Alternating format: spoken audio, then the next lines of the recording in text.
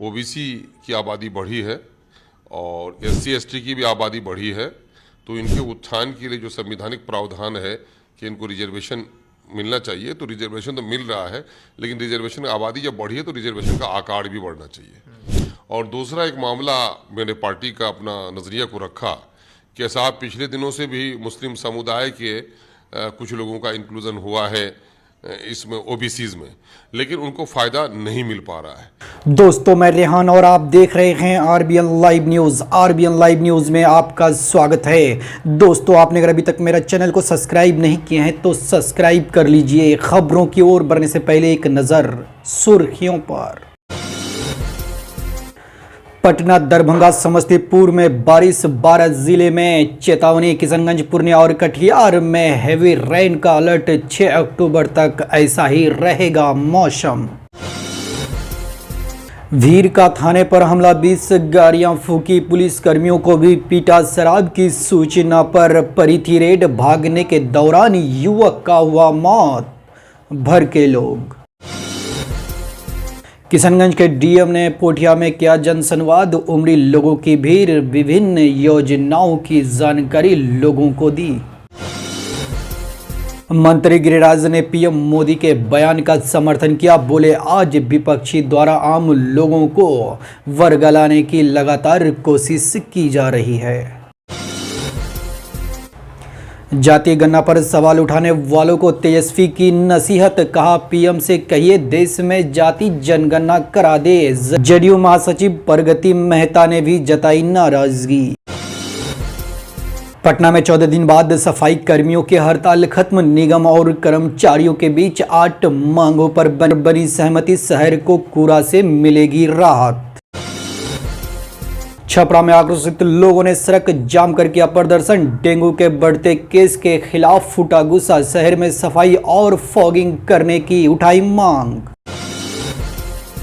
Current की चपेट में आने से छात्र की हुई मौत, बाजार से सामान लाने गया था, रास्ते में टूटा तार के चपेट में आने से हुआ हादसा, घर वालों का रो रो कर बुरा हाल। जातीय गणना के बाद अब आर्थिक सर्वे रिपोर्ट की बारी, अगले सप्ताह जारी किया जा सकता है आंकड़े, बीजेपी के राष्ट्रीय मंत्री ने उठाए सवाल।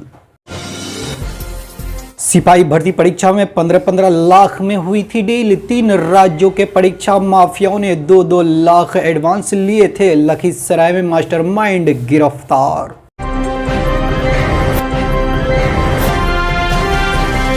ओबीसी की आबादी बढ़ी है और एससी एसटी की भी आबादी बढ़ी है, तो इनके उत्थान के लिए जो संवैधानिक प्रावधान है कि इनको रिजर्वेशन मिलना चाहिए, तो रिजर्वेशन तो मिल रहा है, लेकिन रिजर्वेशन की आबादी जब बढ़ी है तो रिजर्वेशन का आकार भी बढ़ना चाहिए। और दूसरा एक मामला मैंने पार्टी का अपना नज़रिया को रखा कि साहब पिछले दिनों से भी मुस्लिम समुदाय के कुछ लोगों का इंक्लूजन हुआ है इसमें ओबीसीज में, लेकिन उनको फ़ायदा नहीं मिल पा रहा है। इसलिए रिजर्वेशन विद इन रिजर्वेशन का वो काम किया जाए, हमारा कंपार्टमेंट तय कर दिया जाए, जिस तरह साउथ के स्टेट में, केरल में, तमिलनाडु में, कर्नाटका में किया गया है, उस तरह से हमारा जो रिजर्वेशन तय होता है ओबीसीज के लिए, और उसमें जो मेरा प्रॉपर शेयर होता है वो मेरे रिजर्व कर दिया जाए। चूँकि देखेंगे रंगनाथ मिश्रा कमीशन ने, सचर कमेटी ने भी हमारे बारे में ये सिफारिश की है। चूँकि तजुर्बा ये रहा है कि 90 के बाद मंडल कमीशन जो नाफिज हुआ, तो मंडल कमीशन में ओबीसीज में मुस्लिम भी शामिल हैं, लेकिन अदर ओबीसीज को तो हिस्सा ज़्यादा मिल गया, लेकिन मुस्लिम ओबीसी को नहीं मिला।